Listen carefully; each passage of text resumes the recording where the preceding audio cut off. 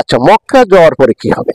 মক্কায় যাওয়ার আগেই আপনাকে, যারা মক্কাতে ঘন ঘন যাতায়াত করে, তাদের মাধ্যমে কোনো একটা হোটেলের ঠিকানা আপনাকে নিতে হবে।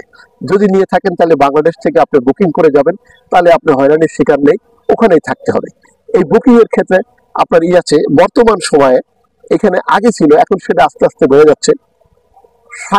60 রিয়াল থেকে শুরু করে 110 রিয়াল, 20 রিয়াল দিয়ে আপনি কিন্তু 1 কিলোমিটার দূরত্বের মধ্যে, অর্থাৎ হেরেম শরীফ থেকে 1 কিলোমিটার দূরত্বের মধ্যে আপনি একটা হোটেল পেয়ে যেতে পারেন।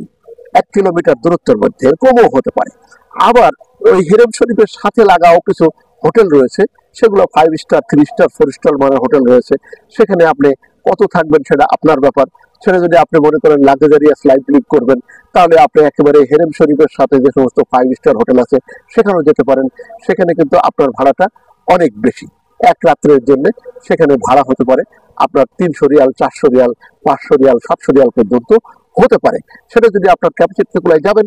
আর যদি মনে করেন যে না, অত খরচ আপনি করবেন না, তাহলে 120-এর মধ্যে মোটামুটি একটা মিডল ক্লাস পিপলের একটা অ্যাকোমোডেশন হয়। তো 120, 100 বা 80 থেকে শুরু করে 120 রিয়ালের মধ্যে আপনি হোটেল পেয়ে যাবেন। এটা মনে রাখবেন, দুইটা জায়গা। এই যে কেদায়া ব্রিজটা রয়েছে, এটা খুব নামকরা একটা জায়গা। Each and everybody is known about the কেদায়া ব্রিজ। এই কেদায়া ব্রিজের আশেপাশেই কিন্তু আপনার ওখানে সমস্ত হোটেলগুলা রয়েছে। হোটেল চারিদিকেই ছড়ানো ছিটানো রয়েছে। তা বেশিরভাগ মানুষ কিন্তু এই কবুতর চত্বর দিয়ে আসে, টানেলের ভিতর দিয়ে একটা ছায়াবদ্ধ রাস্তা আছে, সেই রাস্তা দিয়ে মানুষজন কবুতর চত্বর দিয়ে বেরিয়ে যেতে পারে।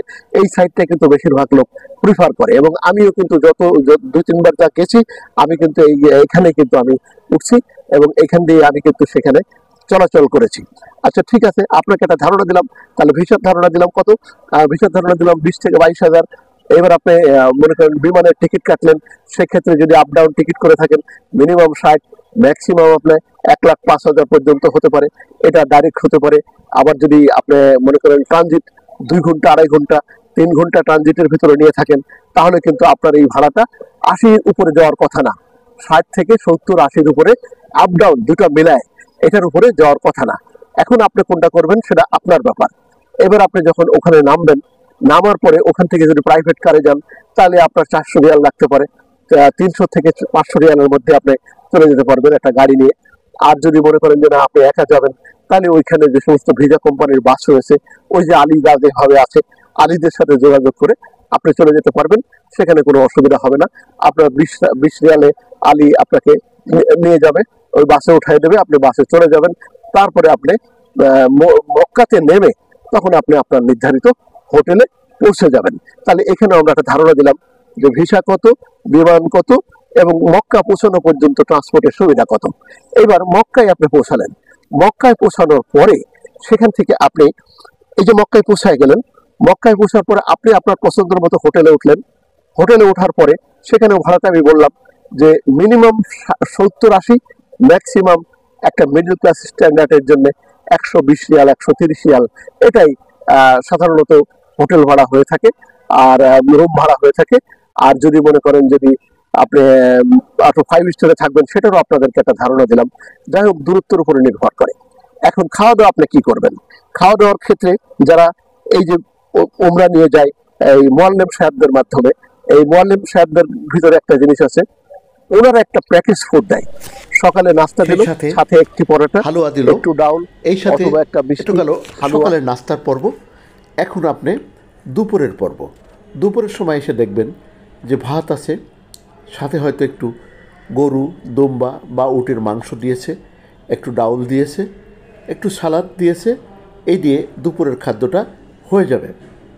পরবর্তী সময়ে আবার দেখা যাচ্ছে যে রাত্রের যে খাবার দিয়েছে, সেখানে কিন্তু দেখা যাচ্ছে যে ভাত, ডাউল, এর সাথে একটা ডিম অথবা একটা মাছ।